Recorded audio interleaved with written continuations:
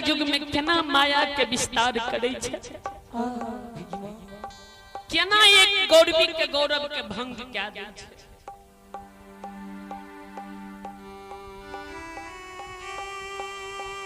जय बिना ज्योति बाबा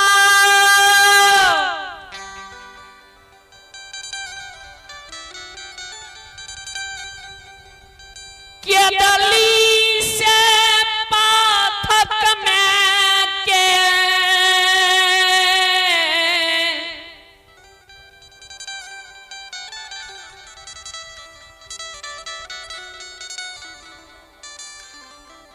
हे यो चौदहो पाथ मिल के गोसाई ज्योति बाबा के आधार में जब अछमितपुर के सीमान पर अइले, ज्योति बाबा के जे राजा चंद्रबली रानी चंद्रावती के सुरता नहीं रहले। समाज बाबा ज्योति बाबा जी राजा रानी के याद के भूल गेल रहे। ज्योति बाबा जी अछमितपुर के सीमान पर अइले आ अछमितपुर के सीमान से जी राजा चंद्रबली रानी चंद्रावती के सुरता भुला के जहिना जन्म भूमि के बात धैने जाए रहे, अछमित के सीमान से एक बेर पैर उठा के राखे, दोसर बेर राखे, तेसर देख जहिनी धर्मराज बाबा ज्योति बाबा के राखे ते देखे छे राजा चंद्रबली रानी चंद्रावती के भक्ति गुरु के सुरता से गुरु बाबा के अछमित की सीमान पर झूमे के गिरा दे। ध्यान दे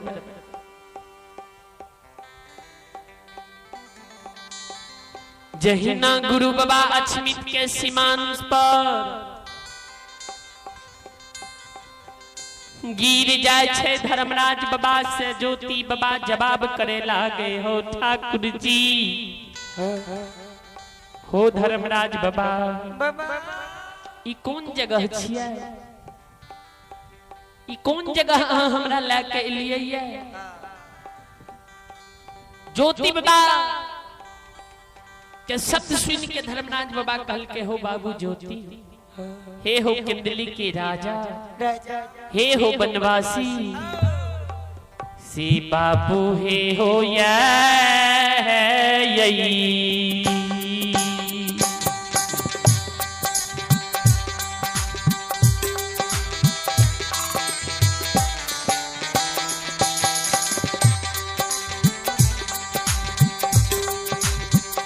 किंदली के राजा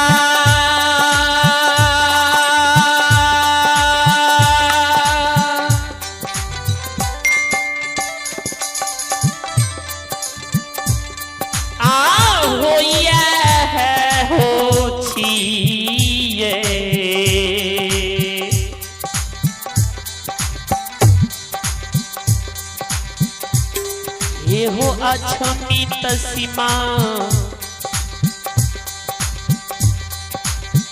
राजा जी,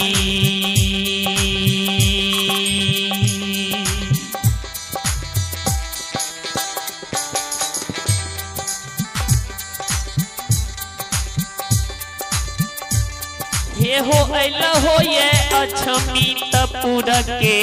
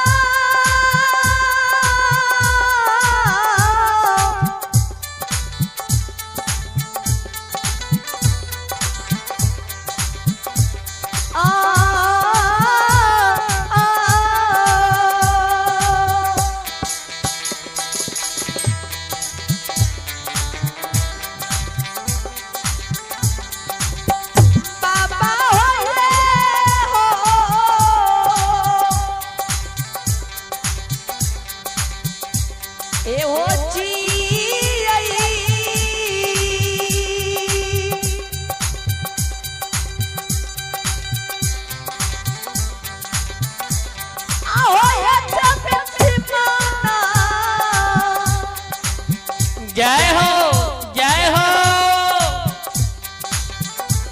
ओ समाज बाबा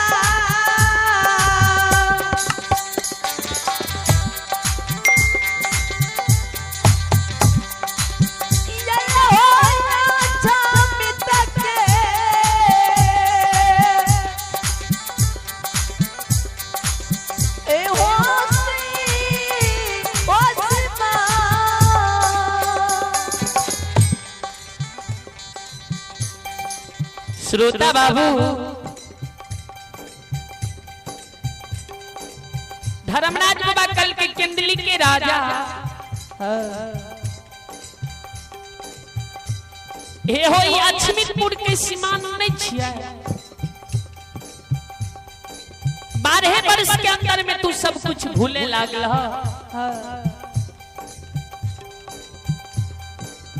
ज्योति बाबा कल के सरकार अछमितपुर के सीमान छिकल के हाँ जी ज्योति बाबा के कान में जे अछमितपुर के नाम गेले राजा रानी के याद आबि गेले ज्योति बाबा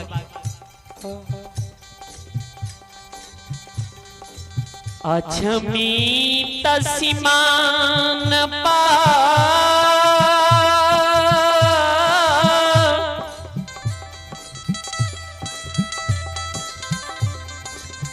ज्योति बाबा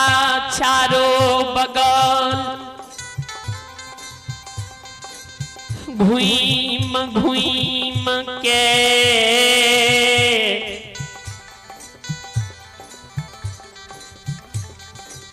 अछमितपुर के सीमान पर ई बात सुन के चारों बगल ज्योति बाबा घुईम घुईम के देखे लागे श्रोता बाबू ज्योति बाबा जे चारों दिशा घूम घूम के देखे रहे तो अछमितपुर के सीमान से राजा चंद्रबली रानी चंद्रावती के महल अटारी नवरत्न भवन अछमित के सीमान से आए ज्योति बाबा के दिखाई नहीं दे रहे है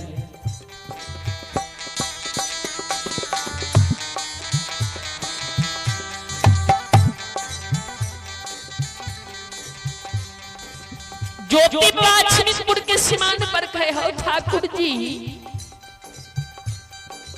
हो धर्मराज बाबा अहाँ जे कहै छी अछमितपुर के सीमान छियै तो जय दिना केदली जाय रही है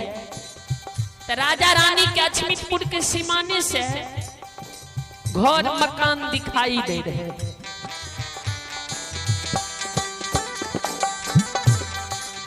आए हमरा वही राजा रानी के